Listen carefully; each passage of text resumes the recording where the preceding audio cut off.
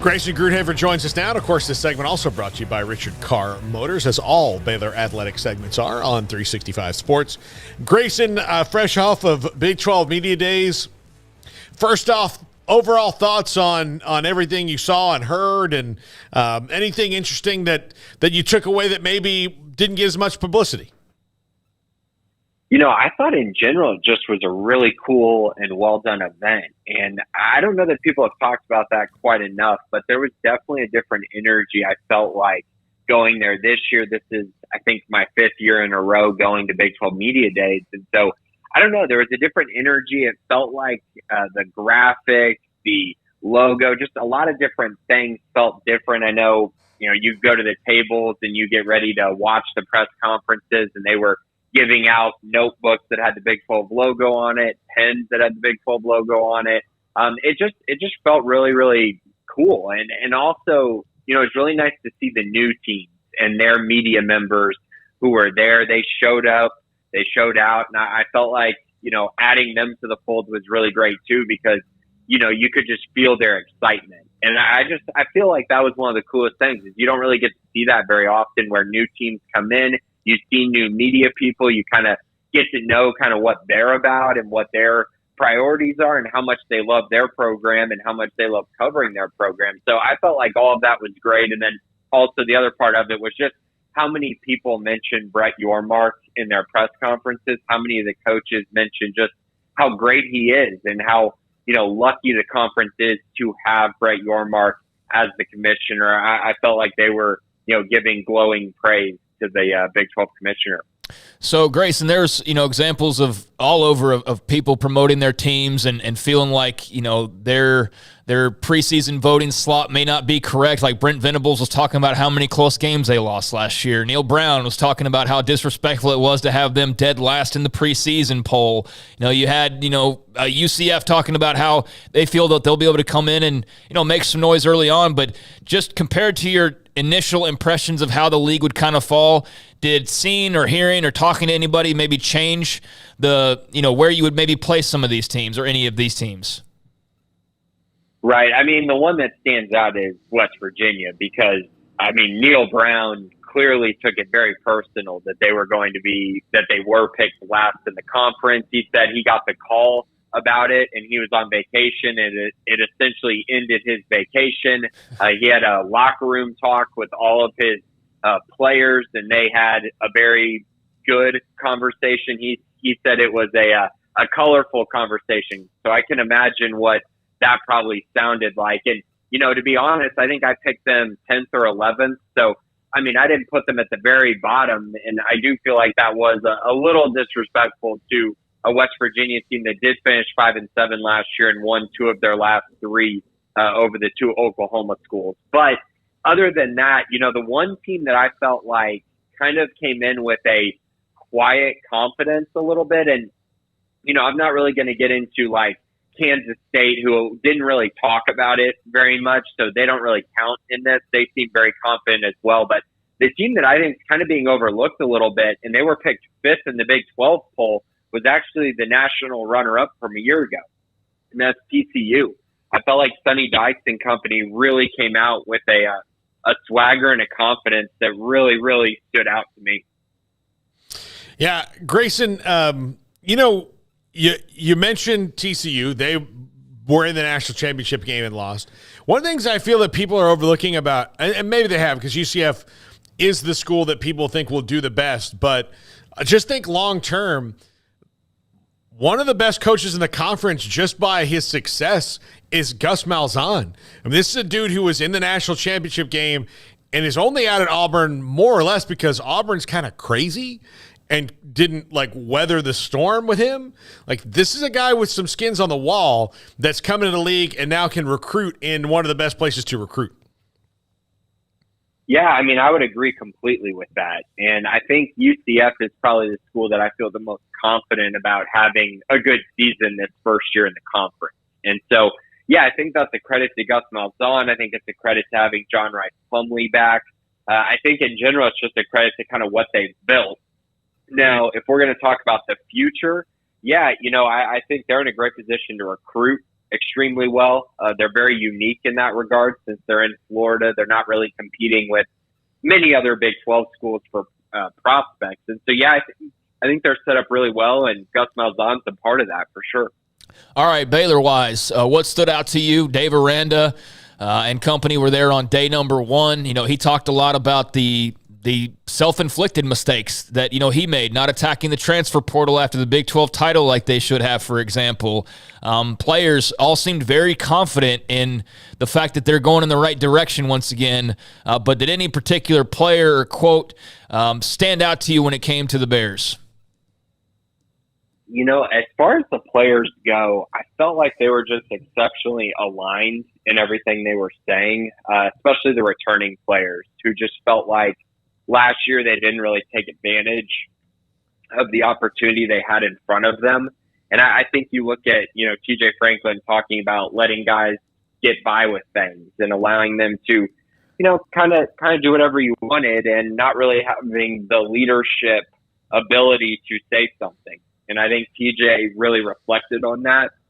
And I think it's very clear that he's correcting that as well as the rest of the team. And Dave Aranda mentioned that as well, that, you know, you got to be able to focus on the team instead of individuals. And I think a lot of coaches in this league talked about being player-led programs.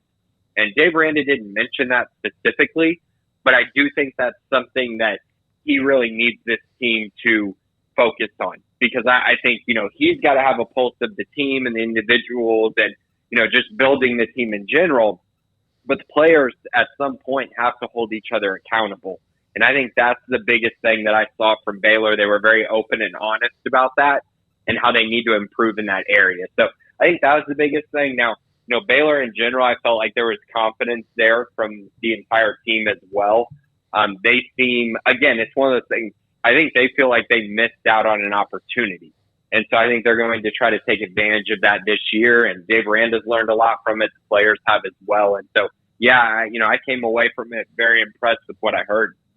Grayson, you know, a lot of people, as I'd walk through Big 12 Media Days, would ask me, do you think Baylor's going to be better this year? And I would say, I think so. And they would say, why? And I would say, look, I don't know why. I think that there's going to be things that will be better, and it's the faith I have in the coaching staff because they have so many outside of the spring game, which, again, I don't put any weight on anything that happens in a spring game, really, because it's just one day of 15 that they had in the spring, and we don't get to see the other 14. And so we just haven't seen a lot from the guys who are going to be doing it for the most part, but I do. Do you understand what I'm saying? Is like, I think so, but I have no empirical evidence to share why. Yeah, I mean, I completely understand that. And I think that if you want to kind of dive into it a little bit, I mean, a big part of what happened last year was, of course, losing close games and not being able to respond to tough times. And Dave Aranda mentioned that as well. I also think it was the schedule turnover. And Baylor during even years has really struggled, but Baylor during odd years have been really, really good. And 2019 and 2021, they made the Big 12 championship during those odd years. And so having 5 home games is a huge advantage. They obviously have all of their non-conference games at home as well. So I think that's an easy area to point to if you want to talk about Baylor being better than they have been in the past. They also get to play 3 of the newcomers. One of them, who I do expect to be pretty good, they got to go on the road to UCF, so that, you know, could be tough. But I think in general, you know, you look at the adjustments they've made, the additions they've made through the transfer portal, which they didn't make a year ago. I think that's going to help a ton. I think defensively, bringing in Matthew Pallage, a guy who really truly relates to the players and will also come in with a new identity in the secondary, I think will be huge for this team. And then I think renewed confidence in their quarterback, Blake Shapen, is another reason why I think Baylor will be far more improved and far better than I think most people expect. All right, so we got to talk to every player rep and also Dave Aranda, with the exception of Blake Shapen. It was a timing thing or whatever, but did you get a chance to really listen to him much? And if so, was there anything of note that you took away from that? For sure. I got to, ask him some questions during the team breakout session and just kind of, I think I asked him a couple questions, but in general, I just kind of wanted to listen to him respond to the tough questions, right? And I think in general, he did a very nice job of just being accountable for what happened to this team last year, being accountable for his mistakes, and being accountable for, I think, just going through a growing phase, if that makes sense. Getting all that attention after winning the Big 12 championship game and playing as good as he did, he never had to deal with criticism. And I think last year he had to deal with a lot of criticism from the media, from the fan base, just from a lot of people in general. And I think he's learned how to handle that better. So that was part of it. He also mentioned just improvements from the offense, especially the passing game. I think you're going to see these receivers and the tight ends be far more productive than they were a year ago. And I think he feels much more comfortable with the receivers, and the receivers feel much more comfortable with him as he's grown as a leader, grown as kind of a catalyst for this offense. And I think he's instilled a lot of confidence in all of Baylor's playmakers. And I think that's probably the biggest takeaway I had from what I heard from Blake Shapen. Craig, do you have any more Baylor questions for Grayson? We have a super chat in regards to West Virginia. I'd like to get his opinion on as well. So Chris, $5 super chat. Guys, West Virginia's had a tough time competing for a championship in the Big 12. Do you think they need to consider bringing back Coach Rich Rod? Which I will just answer no. No, they don't. That's the past. They need to move on to the future. Yes, he was successful, but he also was not in the Big 12. Grayson, what do you think about West Virginia as it comes to competing year in and out in the Big 12, and should they consider Rich Rodriguez?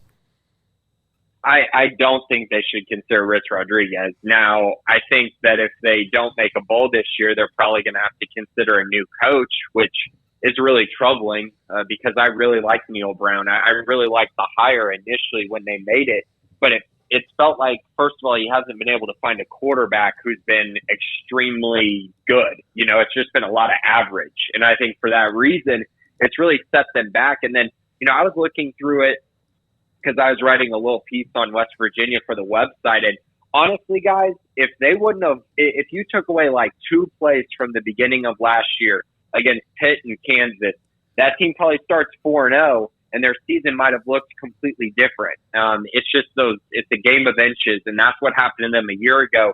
But I will say coming into this year, the reason why I feel like they're disrespected a little bit is because their offensive line is going to be one of the best in the nation. Their running back, C.J. Donaldson's really good, and their quarterback is very mobile. So I think offensively, they're actually going to be pretty potent running the football. And defensively, I think Neil Brown's track record at West Virginia speaks for itself, and I look at last year as more of an outlier for their defensive performance. So in general, I think they're going to make it back to a bowl, but is that going to be enough to save Neil Brown's job? Not so sure on that. Grayson Grundhoefer Sic'Em365.com. Craig, anything on Rich Rodriguez? Oh, yeah. I mean, no, I don't really – I'm not a big fan of going back to your past like that to try and rekindle some magic from, years and years ago. No, he's had some success at Jacksonville State here most recently, but I think with a new AD and just everything going on in general with West Virginia at the moment, the best thing for them is if Neil Brown does not reach a certain bar is to just clean slate. Now, that doesn't mean you don't bring anybody back who's got any connections whatsoever. I just don't think you rehash the Rich Rod thing because there's just as much of a risk that it could fail as it could succeed. I don't know who Ren Baker might have in mind. That's just me personally. If he were to go that route, I'd find it fascinating and we'd talk all about it, but it's not the move that I would make necessarily.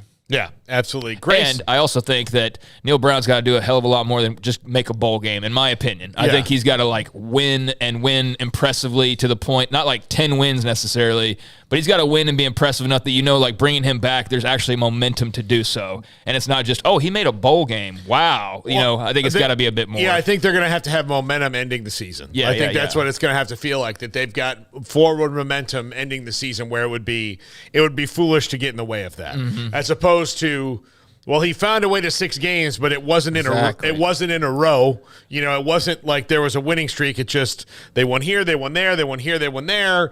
That would be. But I will say this about Neil Brown: he'll be unemployed for about 6 minutes because somebody will hire him as an offensive coordinator, and then he'll be able to kind of to reascend. I think he and sometimes guys are not great head coaches in their first stop.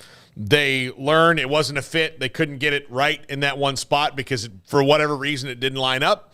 And that might be what it is for Neil Brown. First stop in the Big 12. The first stop in the Big 12. He's been a head coach. Yeah, first stop. Well, it's his first stop as a head coach at the Power 5 level. The Power 5, yes. So that first Power 5 job. Just want to make that correction. Some Troy fans and I'm like, what? No, absolutely not. No, Troy, but so because I think he'll prove that eventually. I do.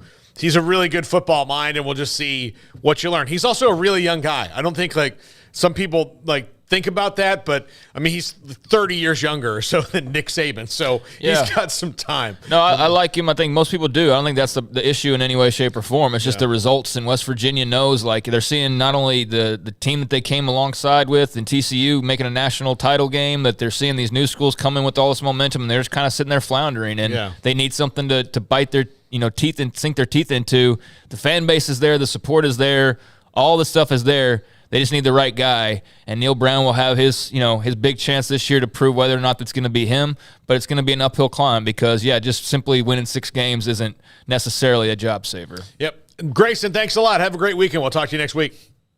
Thanks, guys. Appreciate it. Grayson Grundhoefer, Sic'Em365.com with us. And we're